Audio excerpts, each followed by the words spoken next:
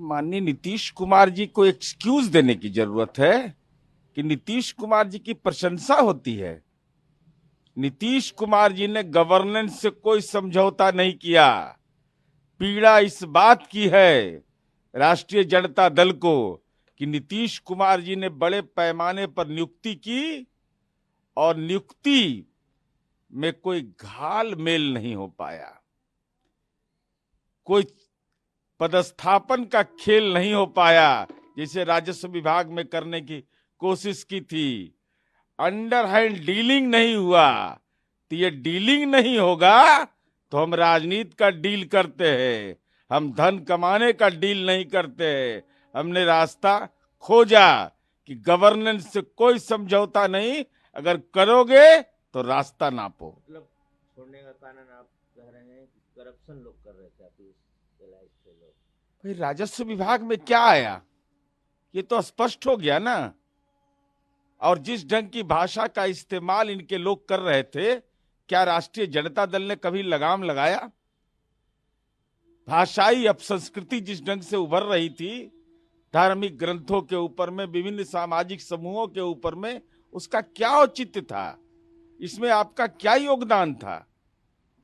कोई योगदान तो था नहीं। इसलिए राष्ट्रीय जनता दल जो नए दौर में विकास पर दावा कर रहे, विज्ञापन छपवा रहे, अरे विज्ञापन नीतीश कुमार का काम बोलता है, आपको विज्ञापन छपवाने की जरूरत पड़ गई। और विज्ञापन में भी धोखाधड़ी। राष्ट्रीय जनता दल और महागठबंधन परिवार लिखा, कांग्रेस नहीं लिख सकते थे, सीपीआई सीपीएम वाले नहीं लिख सकते थे। एको भव, यह नहीं चलने दिया जाएगा।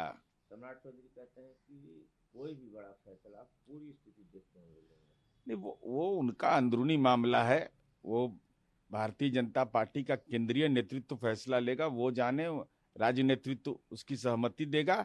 लेकिन महत्वपूर्ण विषय है कि बिहार के विकास की धारा न रुकी है न रुकेगी। इसी त्यागी कहते हैं कि कांग्रेस का जो व्यवहार था ये इंडिया अलायंस से उनको अलग होने का मेन कारण बना और बिहार की स्थिति के लिए कांग्रेस जिम्मेदार। देखिए, माननीय केसी त्यागी जी हमारी पार्टी के राष्ट्रीय प्रवक्ता हैं। उन्होंने अगर बात कही है तो पूरी गंभीरता से बात कही है। और यह सच है कि 1.5 वर्ष से हम लगातार लगे हुए थे इंडिया अलायंस में। और पटना से ये बैठक शुरू हुई, बेंगलुरु से लेकर मुंबई तक हम लगातार बैठक में सक्रिय रहे, अपनी भावना को हम व्यक्त करते रहे। लेकिन अभी तो बहुत समय है, हड़बड़ी में सीट शेयरिंग होता है तो सत्ता का शेयरिंग बताते हैं किसको होता है। जयराम रमेश अभी भी बोल रहे हैं कि मुझे आशा है कि ममता बनर्जी और बिहार के मुख्यमंत्री इंडिया अलायंस में आ जाएंगे। वो तो अपेक्षा करना स्वाभाविक है ना। नीतीश कुमार जी का व्यक्तित्व इतना भारी है कि हर कोई उनको पाले में लेना चाहता है। राहुल गांधी भी बिहार आ रहे हैं, उनकी पदयात्रा आना चाहिए, पदयात्रा कर कर देखना चाहिए कि बिहार में माननीय नीतीश कुमार जी ने जो विकास का काम किया है, तो सड़कें, उनको विभिन्न राज्यों का दौरा करने का मौका मिला होगा तो वह देखेंगे कि मंदिर की भी कैसे घेराबंदी होती है, कब्रिस्तान की भी कैसे घेराबंदी होती है, सड़कें भी कैसे बनती है, कैसे स्टूडेंट क्रेडिट कार्ड दिया जाता है।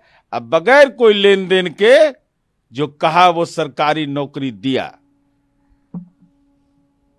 पहले बंगाल गए राहुल गांधी के, बिहार में गए, उसके बाद जो पॉलिटिकल स्थिति बनी, क्या कहेंगे? अब देखिए, कांग्रेस पार्टी के माननीय राहुल गांधी जी पदयात्रा करने का उनको अधिकार है, लेकिन उस पदयात्रा का जो फलाफल आ रहा है कि बंगाल गए तो ममता बनर्जी जी दरकिनार हो गई, बिहार का गृह प्रवेश है तो बिहार में राजनीतिक घटनाक्रम बदल रहा है। इसलिए स्वाभाविक रूप से राहुल गांधी जी को आत्मचिंतन करना चाहिए कि रणनीति में चूक कहाँ है कि जहां हम जाते हैं वहां सहयोगी दरकिनार होने लगते हैं।